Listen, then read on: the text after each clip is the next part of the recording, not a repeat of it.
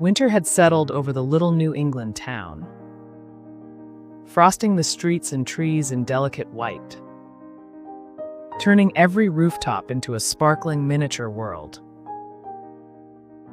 The March household was warm with firelight and the quiet bustle of family life. The sisters, restless and eager for adventure, found themselves drawn outdoors one crisp morning, their breath clouding in the cold air. As they wandered along the familiar streets of their neighborhood, at the end of the lane stood the grand house of Mr. Laurence, a man of wealth and stature, whose presence in the town was always known, yet whose life seemed quiet and solemn. From the windows of that large house, the sisters often peered curiously, imagining the grandeur inside. It was there on that winter morning that they first met the Laurence Boy. Laurie, as he was called, was a lively, handsome boy, young but full of spirit and mischief. He was cheerful and confident, moving through the world as if every day held a secret adventure waiting to be discovered. The moment the sisters encountered him, his presence seemed to light up the snowy street. He greeted them with ease, his eyes bright, his smile mischievous. Jo, always bold and impulsive, felt an immediate connection with the boy.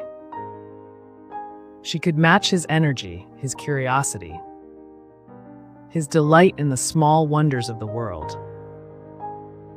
Meg watched with amusement, Beth with gentle interest, and Amy with a mixture of awe and envy, typical of the youngest sibling. The afternoon passed in playful rivalry and laughter.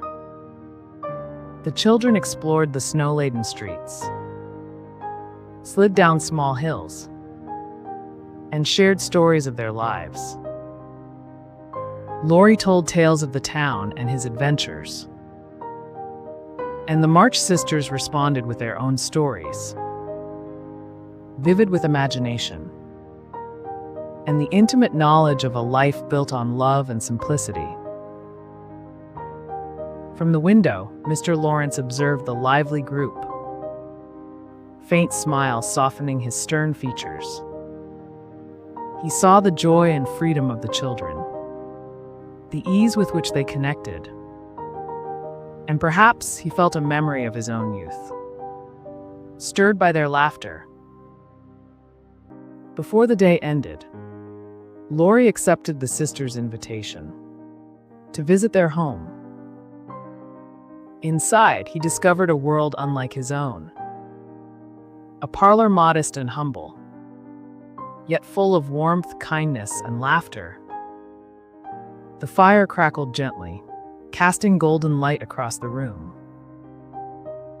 and Marmie's calm presence wrapped around them all like a protective embrace.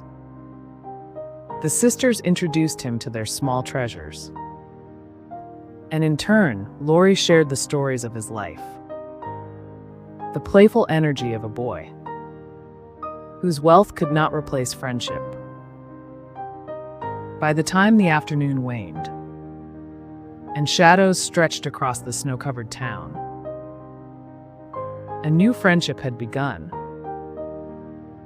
Jo felt it most strongly, a spark of connection that promised adventure, mischief, and the kind of companionship only childhood could give.